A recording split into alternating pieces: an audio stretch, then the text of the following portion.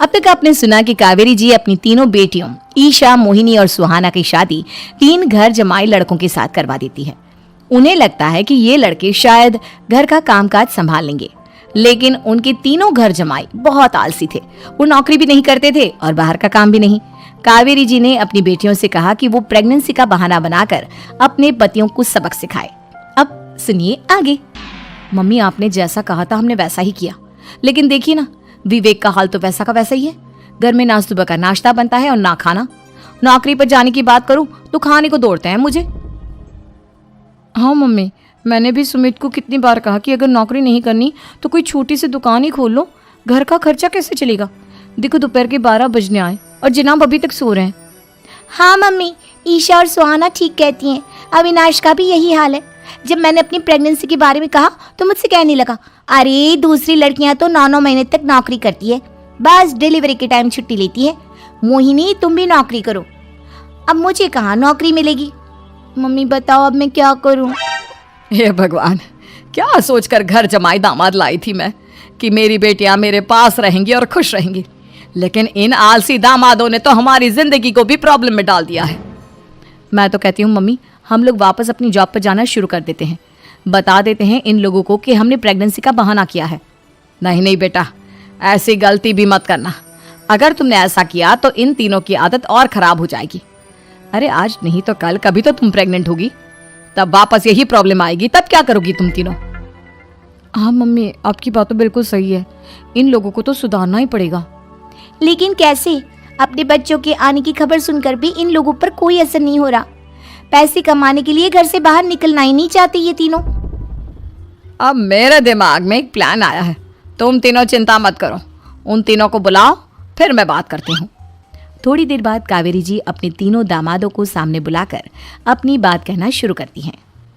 अविनाश, सुमित और विवेक, देखो बेटा, मैं ना तुम तीनों से बड़ा प्यार करती हूँ, इसीलिए तो तुम्हें घर जमाई बना कर रखा है मैंने। अरे मम्मी जी, सीधे सीधे कहिए ना, क्या बात है? प्यार तो हम भी आपको बहुत करते हैं। अरे मम्मी जी, आपकी इज्जत भी बहुत करते हैं। अरे भैया, आपके जैसी सास और कमाने वाली बीवी सबको मिलती है क्या? हाँ मम्मी, विवेक और सुमित ठीक कह रहे हैं। आपकी बेटी से शादी करके मेरी तो जिंदगी ही अच्छी हो गई है। जानती हूँ मैं, और ये भी जानती हूँ कि तुम तीनों अपने अपनी बीवियों से बहुत प्यार करते हो। बेटा, बात ऐसी है कि हमारे कुल गुरु ने कहा है कि प्रेग्नेंट होने के बाद मेरी तीनों बेटियां शुरू के 4 महीने हमारे गांव में जाकर रहेगी, जहां मेरे चाचा जी रहते हैं। अरे लेकिन क्यों मम्मी, गांव में जाकर रहने की क्या जरूरत है इन तीनों को? वो क्या है ना बेटा, हमारे परिवार को एक श्राप है। अगर मेरी बेटियों ने यहाँ पर बच्चा पैदा करने की कोशिश की तो उनके बच्चों को कुछ भी हो सकता है। इसलिए अब से लेकर 4 महीने पूरे होने तक इन्हें गांव वाले घर में रहना पड़ेगा। हाँ तो इसमें प्रॉब्लम क्या है मम्मी जी? हम भी वहाँ जाकर रहेंगे, पिकनिक मनाएंगे। अरे भाई, बीवी जहाँ हम भी वहाँ। हाँ यार, आइडिया तो बहुत अच्छा है। शहर की ज़िंदगी में रह रहकर परेशान हो चुके हैं, अब कुछ दिन गांव में बिताएंगे। तुम लोग समझने की कोशिश क्यों नहीं करते? तुम में से कोई भी वहाँ नहीं जा सकता, और मैं यहाँ रहूँगी ना तुम तीनों के साथ। 4 महीने की तो बात है, उसके बाद ये तीनों ही लौट कर आ जाएंगी। ठीक है मम्मी जी, अब हमारे बच्चों का सवाल है तो ये तो करना ही पड़ेगा। कावेरी अपनी तीनों बेटियों को कुछ दिन के लिए घर से बाहर कहीं दूसरे शहर में रहने के लिए भेज देती है। कुछ दिनों के बाद, अरे मम्मी जी, बहुत दिन से पिज्ज़ा नहीं खाया, मंगवाइए ना। क्या बताऊं बेटा, पहले तो बेटियां खर्चा दे देती थी क्योंकि उनकी नौकरी थी, लेकिन अब तो मेरे पास पैसे ही नहीं बचे। थोड़े बहुत पैसे हैं जो बच्चों की डिलीवरी में काम आएंगे।